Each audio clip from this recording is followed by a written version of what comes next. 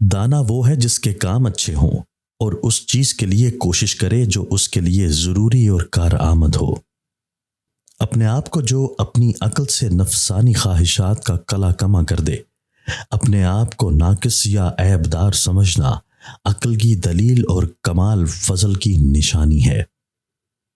اگر تیرا غلام اللہ تعالیٰ کی نافرمانی کرے تو اسے سزا دے، اور اگر تیرا حکم نہ مانے تو اس سے درگزر کر۔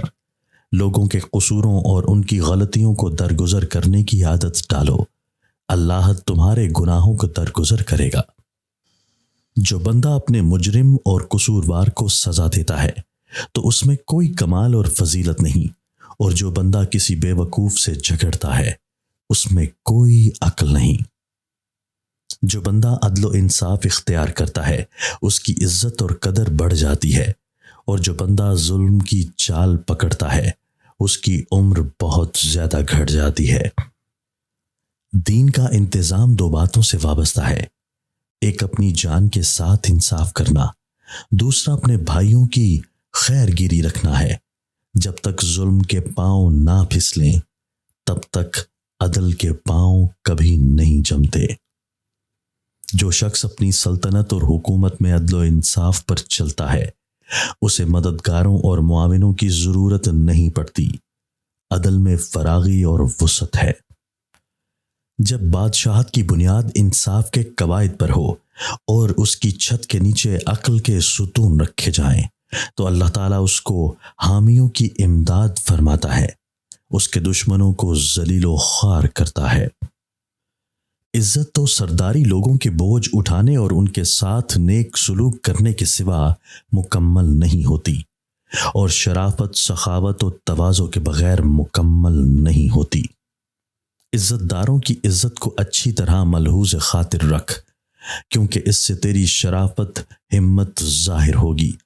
بیہودہ فضول باتوں کا خیال چھوڑ دے کہ عزت ملے، اور غذا کم کھا کہ بیماری پیدا نہ ہو۔ کسی کی داد و داش سے نا امید ہونے میں عزت، اور اس کے مال و دولت کا لالچ رکھنے میں ذلت ہے۔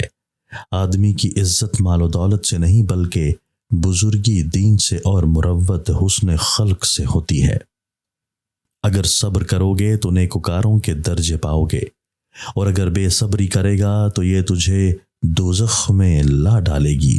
جب تک انسان صبر کے کڑوے نسخے کو نہ پیے اجر و ثواب کا میٹھا پھل کبھی حاصل نہیں کر سکتا۔ بھولنے کی بیماری ہو تو ایک کھجور کا اور ایک بادام کا دانہ دودھ کے ساتھ پی لیجئے، 80 سال تک کوئی بھی بات بھولے گی نہیں۔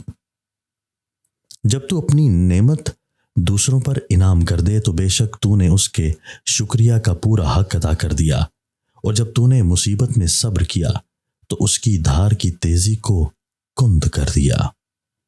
خوشی ہے اس بندے کے لیے جو اپنے نفس میں ذلیل اور اطاعت الہی کی بدولت عزیز و قناعت کے طفیل غنی ہو۔